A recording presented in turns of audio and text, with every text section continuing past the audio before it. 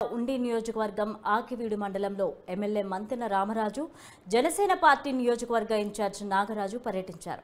అనంతరం పెదకాపురంలో ముఖ్య నాయకులతో సమావేశం నిర్వహించారు.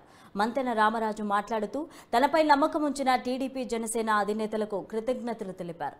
మరోసారి ఉండి నియోజకవర్గంలో తెలుగుదేశం జనసేన జెండాలు ఎగరవేస్తామని ధీమా వ్యక్తం చేశారు. జనసేన పార్టీ అధినేత శ్రీ పవన్ కళ్యాణ్ గారు ఇరువురు కూడా పొత్తులో భాగంగా మన ఉండి నియోజకవర్గానికి జనసేన తెలుగుదేశం ఉమ్మడి అభ్యర్థిగా మన మంత్రి రామరాజు గారికి ఇక్కడ సీటు ఖరారు చేశారు. కాబట్టి ఆయన విజయం కోసం శనకాపురంలో ఉన్న మన జనసేన పార్టీ నాయకులు, కార్యకర్తలు, జనసైనికులు అందరూ కూడా శనకాపురంలో ఉన్న తెలుగుదేశం పార్టీ నాయకులతో కలిసిమెలిసి ఐక్యంగా మన రామరాజు గారి విజయానికి కృషి చేయాలి. ఎందుకంటే ఇక్కడ పెద్దకాపురం కానీ శనకాపురం కానీ జనసేనకి మంచి బలమున్న గ్రామాలు ఇవి. ఈ శనకాపురంలో కూడా మాకు ఒక ఎంపీటీసీ ఉన్నారు. ఆయన ఇక్కడ గౌరవ మండలాధ్యక్షుడుగా కూడా అల్లాడి బాలాజీ గారు ఉన్నారు. మరి ఆయన బాలాజీ గారి ఆధ్వర్యంలో ఈ శనకాపురంలో భారీ మెజారిటీ మన రామరాజు గారికి ఇవ్వాలని, అలాగే మన తెలుగుదేశం తరఫున కూడా మన మరివాడు వెంకటరావు గారు, వాళ్ళ బ్రదర్లు అందరూ కూడా ఇక్కడ తెలుగుదేశానికి శ్రీనివాస్ గారు అందరూ కూడా ఇక్కడ బలంగా తెలుగుదేశానికి నిలబడుతున్నారు. అలాగే తెలుగుదేశం జనసేన యొక్క కలయికలో రామరాజు గారికి మంచి మెజారిటీ తీసుకురావాలని కోరుకుంటున్నాను. జనసేన తెలుగుదేశం యొక్క పొత్తులో భాగంగా చంద్రబాబు నాయుడు గారు ఆల్రెడీ సిటీలందరికీ అనౌన్స్ చేస్తున్నాము.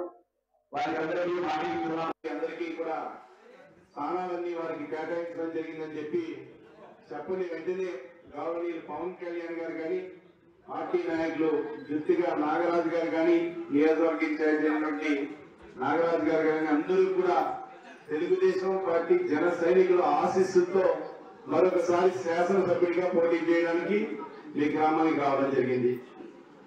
వచ్చిన సమయంలో ఈ కార్యక్రమంలో పాల్గొన్నటువంటి జనసేన తెలుగుదేశం పార్టీ యొక్క మండల పార్టీ అధ్యక్షులు కానీ, గ్రామ పార్టీ అధ్యక్షులు కానీ, కౌన్సిలర్లు కానీ, మాజీ సర్పంచులు కానీ, వివిధ కమిటీల్లో ఉన్నటువంటి మహిళలు కానీ, వివిధ కమిటీల్లో ఉన్నటువంటి అందరికీ కూడా తెలుగుదేశం జనసేన కుటుంబ సభ్యులందరికీ కూడా హృదయపూర్వక ధన్యవాదాలు. అదేవిధంగా గ్రామంలో నుండి పెద్దలకు కూడా ప్రత్యేకమైన కృతజ్ఞతలు తెలియజేసుకుంటున్నాం.